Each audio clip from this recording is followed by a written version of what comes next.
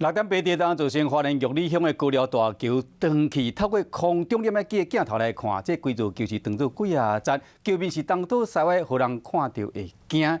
这个地当的同时有3个乡亲伫桥顶，分别是桥倒摆镶在姓土的翁仔某，甲一个74岁驶货车的姓叶的老太太。断桥的是因3个人拢为20公尺悬的所在落落去，其中姓土这个先生伤势比较严重。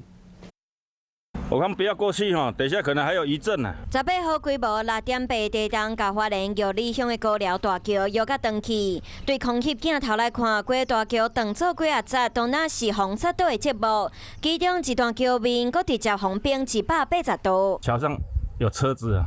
地当的时，有3位民众多伫桥顶，分别是一对55岁姓土的先生，载53岁太太骑车经过，阁有一位74岁姓叶的阿嬷驶货车过。地当直直由大桥当场断去，姓土的翁仔某和姓叶的阿嬷直接对20公尺悬的桥面摔落去。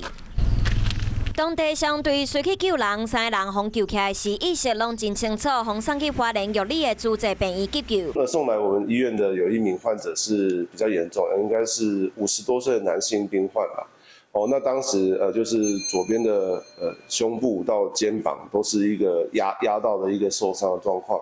那来的时候，初步诊断是多处的肋骨骨折跟锁骨骨折，还有一个气血胸的状况啊。病院讲，姓土的翁仔某到场的时，先生可能是落来的时阵有互土石地着，当时血型不过伤势严重，转去花莲主治病院治疗。太太是轻伤，陪先生转院。另外一位74岁姓叶的阿嬷对20公尺悬的桥落来，好佳在干那腰伤，人已经出院。